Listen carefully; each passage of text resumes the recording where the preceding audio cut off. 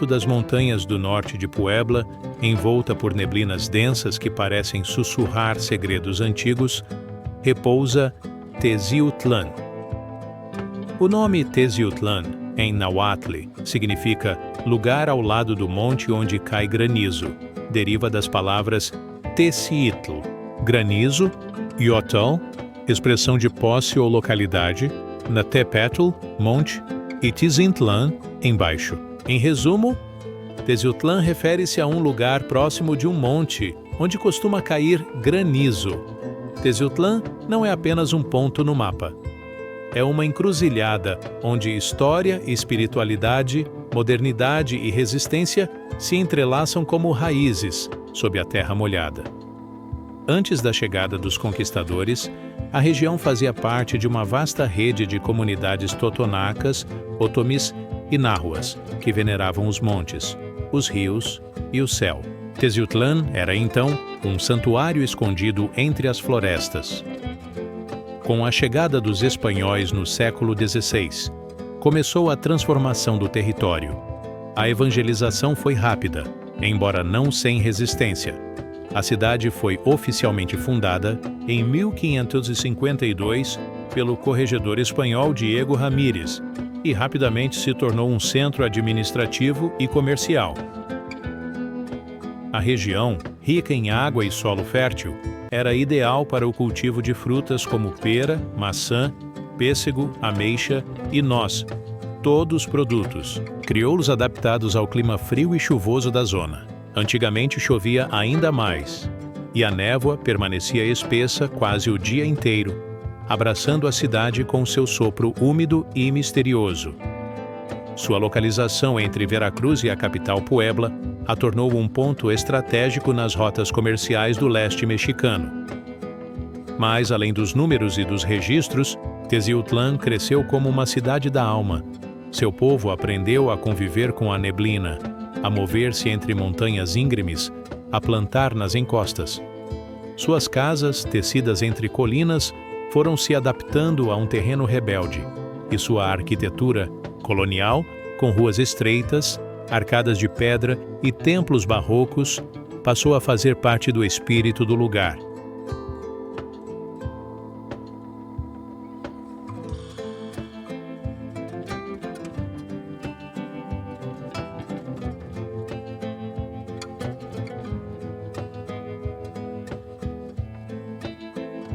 Em meados do século XVI, os ecos da conquista já haviam alcançado as serras do norte de Puebla. Teciutlán, que até então fora um ponto espiritual e comercial entre os povos totonacas e náhuas, foi transformado pela força do império. Em 1552, o corregedor espanhol Diego Ramírez formalizou a fundação colonial da vila sobre os antigos assentamentos indígenas, estabelecendo o que se tornaria uma peça-chave na administração do Oriente da Nova Espanha. Os conquistadores chegaram, não só com espadas, mas com cruzes, mandatos e mapas. A religião católica foi imposta rapidamente sobre os antigos cultos agrários e montanheses, e os templos começaram a surgir onde antes havia santuários. Teciutlán tornou-se um laboratório de sincretismo. O calendário solar dos povos originários se entrelaçou com as festividades católicas, e as oferendas aos mortos encontraram eco nos altares do Dia de Todos os Santos. No entanto, a resistência nunca desapareceu por completo. Embora os nomes e os deuses tenham mudado, os montes sagrados mantiveram seu significado. Os dançarinos continuaram a se mover em círculos como orações vivas, e os anciãos continuaram a falar baixinho sobre o poder das plantas e o respeito ao trovão. Nos séculos seguintes, Teciutlán cresceu como um enclave importante na rede, visceral. Seu clima frio e chuvoso e a abundância de frutos temperados, pera, maçã, pêssego, ameixa e noz, tornaram o local ideal para uma economia agrícola de altitude. As famílias espanholas que chegaram à vila começaram a estabelecer haciendas, organizando o trabalho local por meio dos sistemas de encomenda e, posteriormente, de peonagem. Muitas comunidades indígenas foram deslocadas de seus antigos espaços rituais e forçadas a trabalhar em condições duras. No entanto, algumas conseguiram sobreviver como guardiãs de uma memória que ainda pulsa no coração da vila até hoje. A arquitetura também começou a refletir essa identidade mestiça. Arcos de pedra, ruas de paralelepípedos, telhados inclinados e templos barrocos foram erguidos sobre fundações mais antigas. A cidade começava a escrever sua história em adobe, pedra e fé. Apesar das feridas do despojamento, Tezeutlán floresceu como uma cidade resiliente. As festas populares mesclavam danças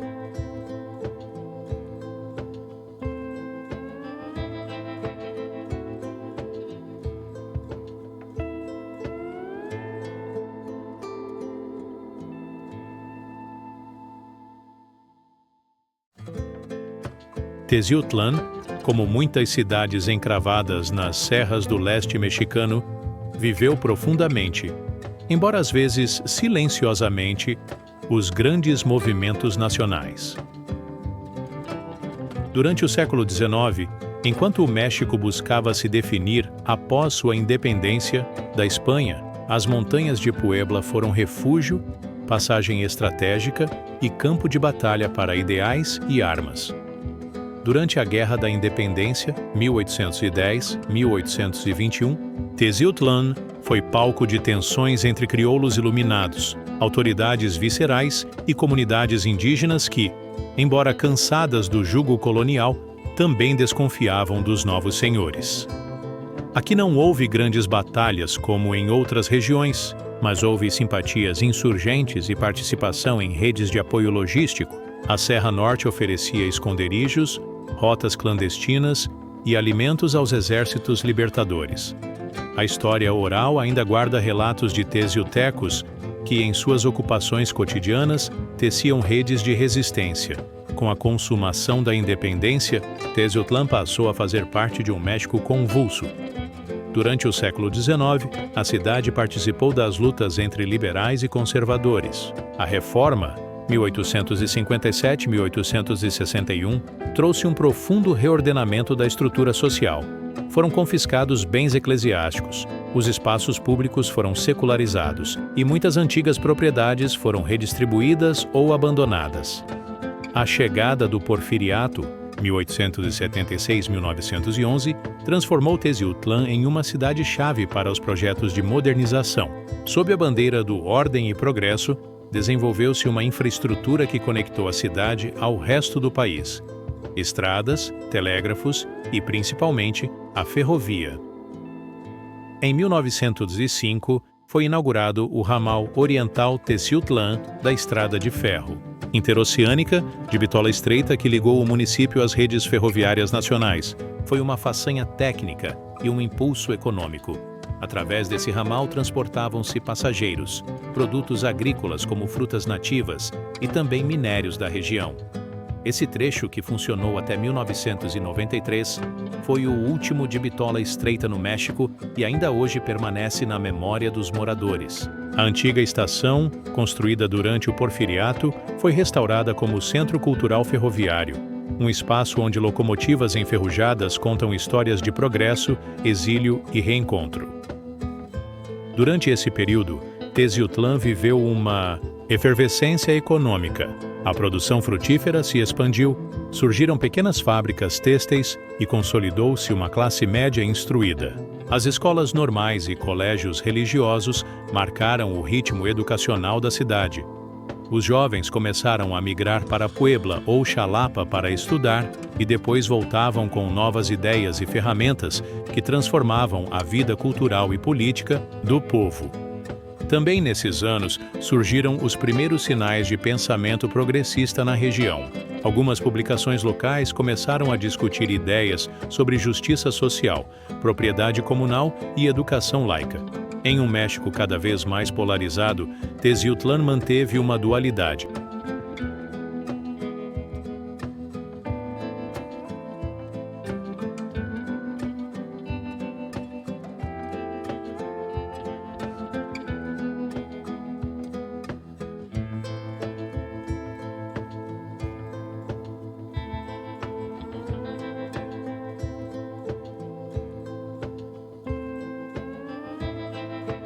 A chegada da ferrovia a Teciutlán marcou um antes e depois na história da cidade. Em 1905, durante o auge do Porfiriato, foi inaugurada a linha de Bitola Estreita Oriental Teciutlán, parte da estrada de ferro interoceânica.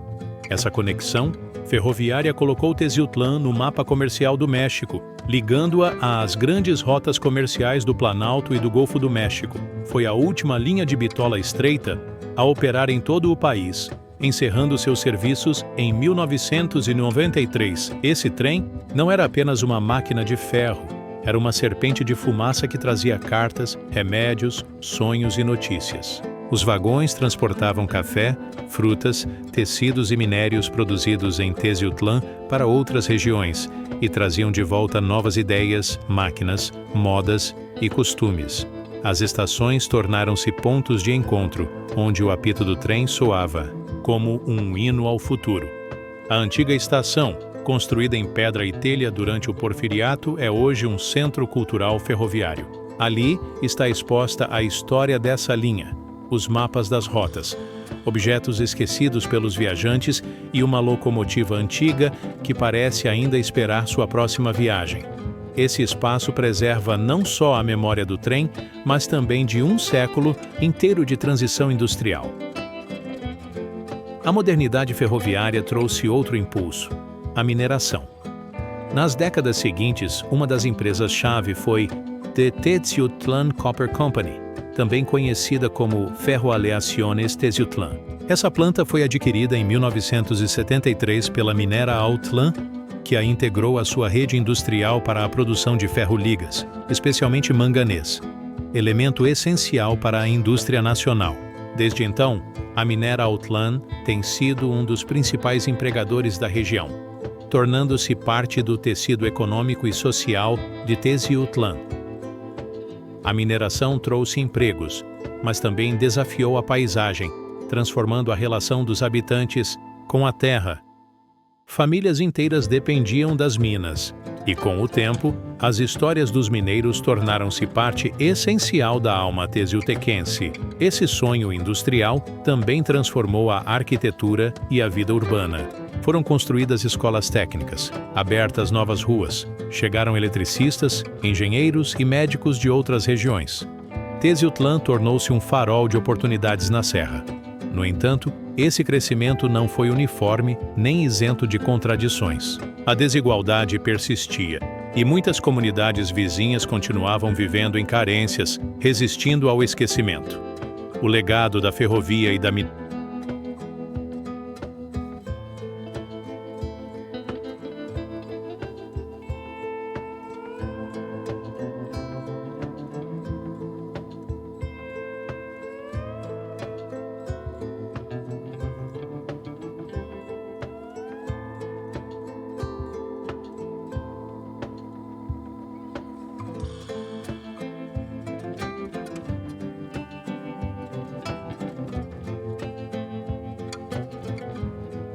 Teciutlán não é apenas uma terra de névoa e templos antigos.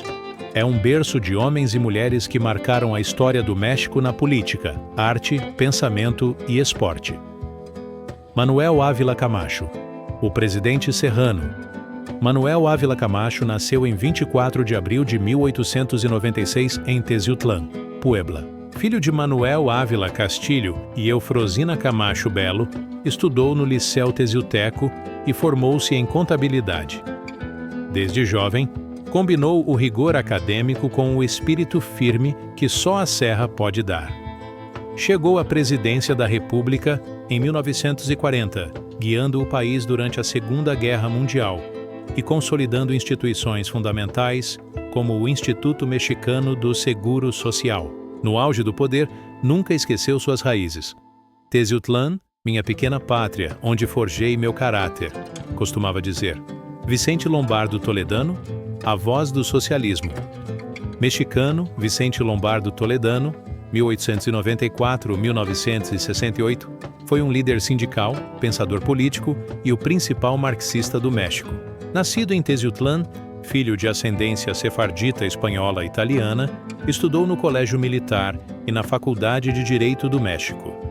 Foi figura central da vida sindical e política do século XX, liderando a Confederação Nacional dos Trabalhadores e fundando a Central dos Trabalhadores do México, CTM.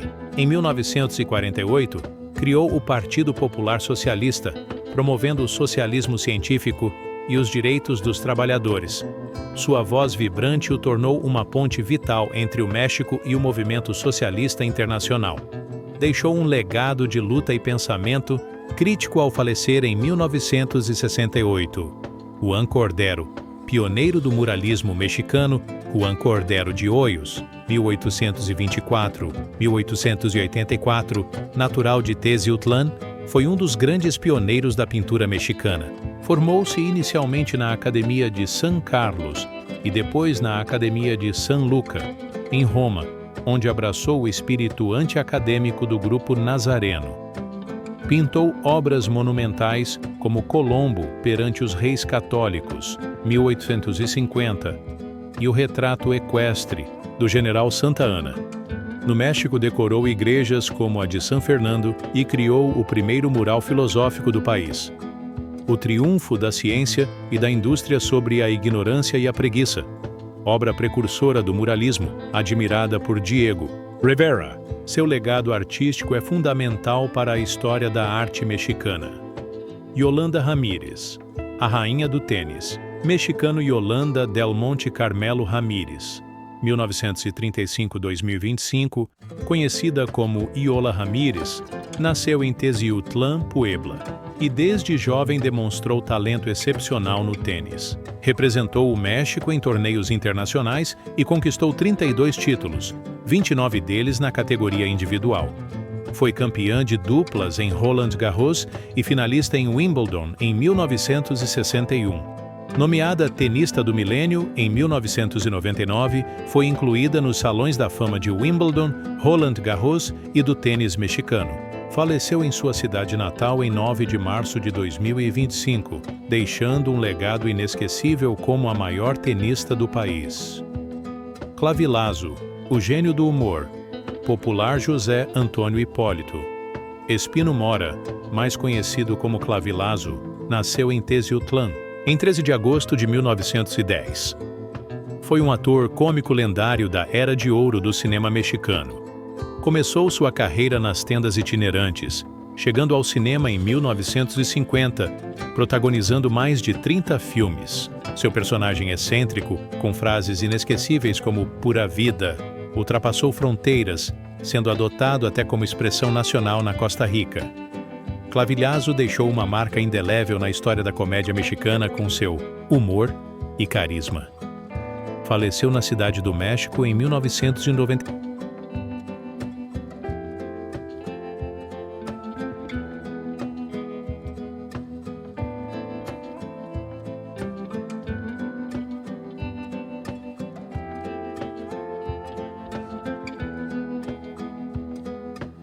Em Teciutlán, a cultura também se saboreia. Basta visitar seu mercado para entender a alma do povo. Toda sexta-feira, camponeses trazem frutas da serra, pães caseiros, doces tradicionais e os inigualáveis tlaioios, discos de milho com alberjón, preparados como antigamente, acompanhados de pimenta seca, creme e queijo. No ar, misturam-se aromas de história e resistência. A feira é mais que comércio. É um mosaico de nahuatl, espanhol, rebozos e cores. E embora Teciutlán honre suas raízes, também reinventa sua cozinha. Padarias misturam técnicas francesas com sabores indígenas. Jovens resgatam receitas em restaurantes e feiras gastronômicas. Aqui, a vida corre sem pressa. A neblina desce pelos telhados, o café é tomado vendo a chuva cair, e os bom dia se dizem com o olhar. As casas têm nomes, não números. A memória vive nas histórias, não nas fotos. Quem nasce em Teciutlán aprende a amar a chuva. E quem chega, muitas vezes fica, porque ainda existem lugares que sabem ser lar.